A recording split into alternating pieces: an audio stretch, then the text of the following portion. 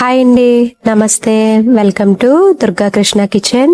ఈరోజు మనం వీడియోలో మార్నింగ్ టిఫిన్ టైంలోకైనా పిల్లల లంచ్ బాక్స్లోకైనా లేదా అనుకోకుండా ఇంటికి గెస్ట్లు వచ్చినప్పుడైనా ఏదన్నా స్పెషల్గా చేయాలనిపిస్తే కనుక ఇలా ఆలు పరోటా ట్రై చేయండి.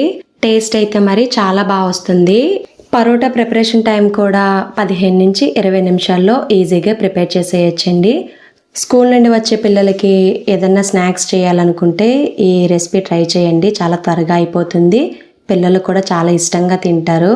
వీడియోలోకి వెళ్లే ముందు మీకు గనక ఈ వీడియో నచ్చినట్లయితే తప్పకుండా వీడియోని లైక్ చేసి షేర్ చేసి కామెంట్ చేయండి. మీరు లైక్ చేయడం వల్ల ఈ వీడియో అనేది మరికొంతమందికి రికమెండ్ అయ్యే ఛాన్స్ ఉంటుంది. అలానే ఛానల్ని సబ్స్క్రైబ్ చేసుకుని పక్కనే ఉన్న బెల్ ఐకాన్ని గనక క్లిక్ చేసినట్లయితే నేను పెట్టే ప్రతి వీడియో నోటిఫికేషన్ మీకు వస్తుందండి. ఇంకా లేట్ చేయకుండా ఈ ఆలు పరోటా తయారీ విధానం ఎలాగో చూసేద్దాం. పరోటా కోసం ఇక్కడ ముందుగా ఒక గిన్నెలోకి 1 కప్ వరకు గోధుమ పిండిని తీసుకోవాలండి.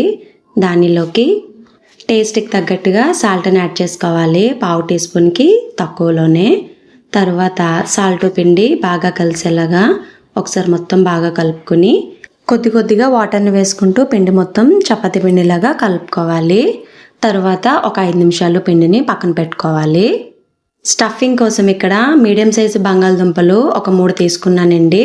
ఉడికించుకుని ఇలాగా కొంచెం పిడుపులాగా చేసుకోవాలి. తర్వాత దానిలోకి సన్నగా కట్ చేసి పెట్టుకున్న ఉల్లిపాయ ముక్కలను కూడా యాడ్ చేసుకోవాలి.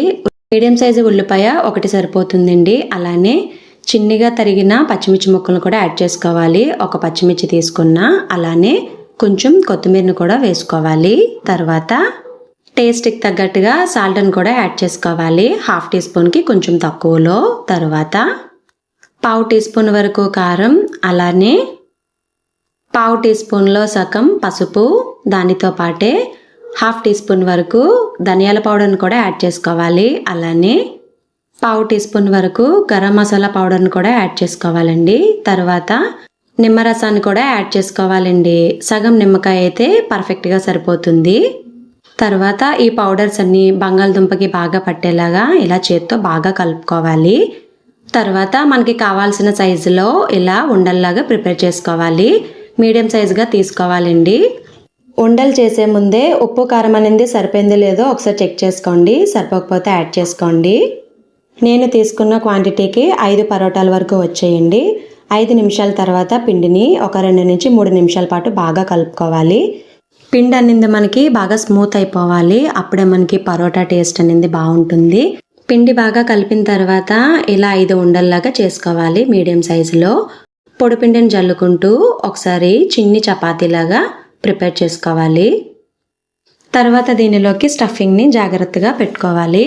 వీడియోలో చూపిస్తున్న విధంగా స్టఫింగ్ అనేది బయటికి కనిపించకుండా జాగ్రత్తగా వీటిని కవర్ చేసుకుంటూ ఇలా ప్రిపేర్ చేసుకోవాలి. మీరు పిండి ఎంత బాగా కలిపితే మనకి పిండి అనేది అంత స్మూత్ అయిపోతుందండి.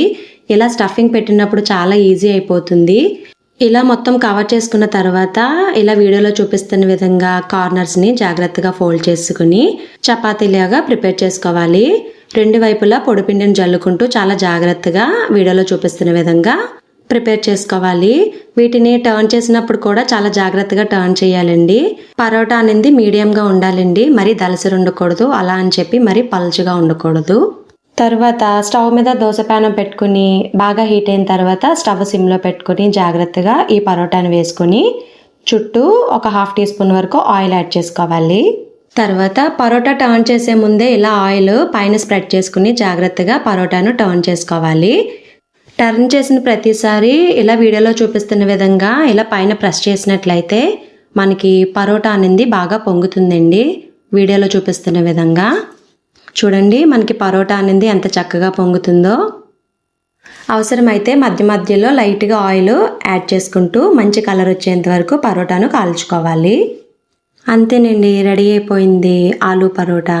టేస్ట్ అయితే మరి చాలా బాగా వచ్చిందండి. ఒకసారి మీరు తప్పకుండా ట్రై చేయండి. పెద్దగా టైం కూడా ఎక్కువ తీసుకోదు. చాలా ఈజీగా ప్రిపేర్ చేసి పిల్లలకు పెట్టేయచ్చు.